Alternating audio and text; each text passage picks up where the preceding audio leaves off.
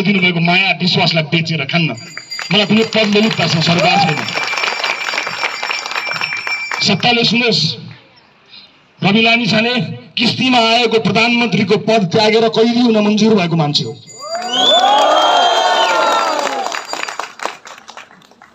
व्यक्ति जित्नु ठुलो कुरो होइन। मसँग एउटा विश्व रेकर्डको सर्टिफिकेट पनि छ। प्रधानमन्त्रीको घरको सर्टिफिकेट भएर सिंहदरबारमा एउटा फोटो टाँसिन्थ्यो होला, त्यसले के फरक पर्छ? त्यसले फरक पर्दैन। फरक पर्नका लागि तपाईँ हामीले जुन अभियान सुरु गरेका छौँ त्यसलाई टुङ्गोमा पुर्याएपछि मात्र फरक।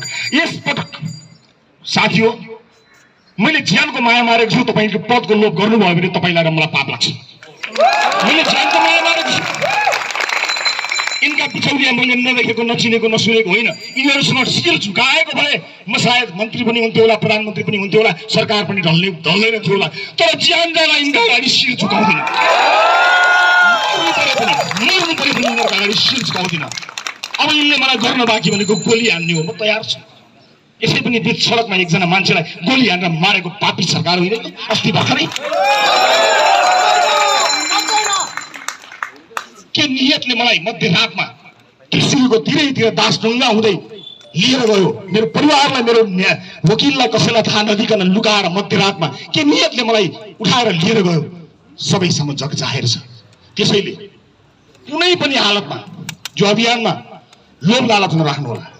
एकपटक हामीले त्याग गर्ने हो। यो त्याग भनेको ज्यान जाने त्याग होइन। राष्ट्रपालले कसैको ज्यान लिने खालको न आह्वान गर्छ न कुनै इच्छा राखेको छ।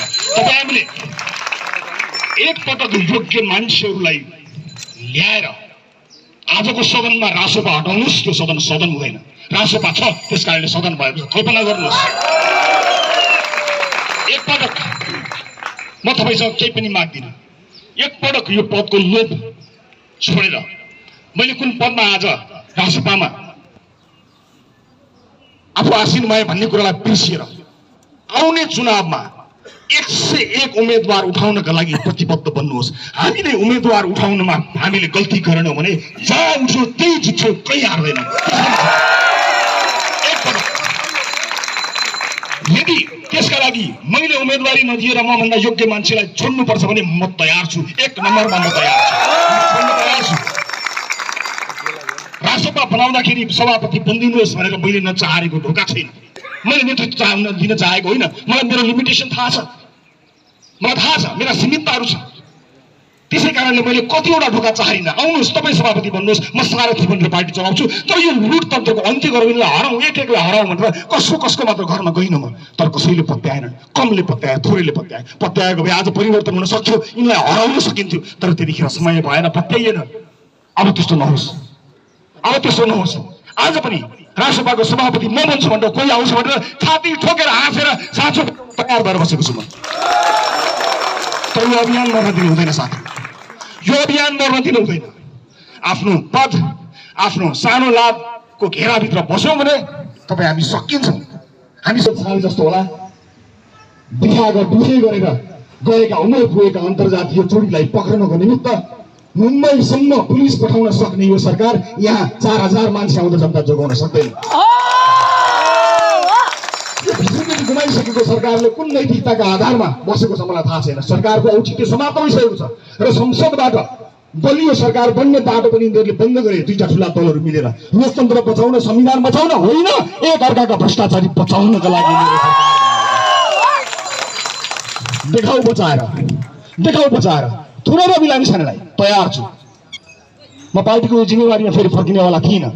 तर यिनीहरूले मैले उच्च नैतिकता देखाउँदाखेरि यिनीहरूले यो प्रतिशोधलाई अनुमोदन गर्नेछन्। त्यस कारणले मैले अब बेला भएको छ, अब चाहिँ पार्टीको नेतृत्व पनि सम्हाल्छु। जुन थुनिन्छु तर जबसम्म रहन्छु तबसम्म पार्टीलाई फेरि अर्को एउटा नेतृत्व दिएर अगाडि बढाउँछु भनेर आएको छ। त्यसैले दाजुभाइ दिदीबहिनीहरू, मेरा बाँकी कुरा म चितवनमा भन्नेछु। चितवनमा केही विशेष कुरा भन्नु छ। मैले अघि पनि भनिहालेँ, सभा आउँदो शनिबार चितवनमा हुनेछ। यो सरकारले मलाई फेरि थुनेछ भने यसको विश्वास छैन।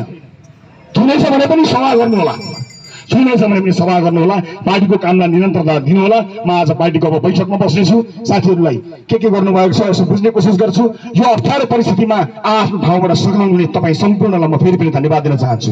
यो जिम्मेवारी मेरो अनुपस्थितिमा जिम्मेवारी सम्हाल्नुभएका पार्टी पङ्क्तिका सम्पूर्ण नेता कार्यकर्ता सदस्यज्यूहरू विशेष गरी सबैजनालाई सबै तह र तबकाका साथीहरूलाई म विशेष धन्यवाद दिन चाहन्छु।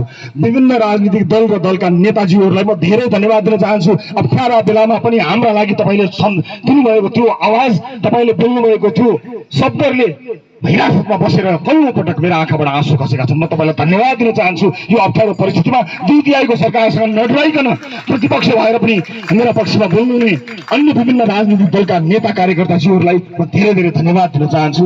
र आम सञ्चार माध्यम, आम नागरिक समाज जसले सरकारको यो प्रतिशोधलाई बाहिर ल्याउनमा मद्दत गर्यो, सबैलाई धेरै धेरै धन्यवाद दिन चाहन्छु। बाँकी कुरा चितवनमा विशेष कुराहरू मैले बताउनु पर्नेछ। चितवनको सभामा आउने कोसिस गर्नुहोला। म यहीँबाट सबैलाई अनुरोध गर्दै आफ्नो भनाइ टुङ्ग्याउँछु। सबको जय होस्, जय मन्त्री।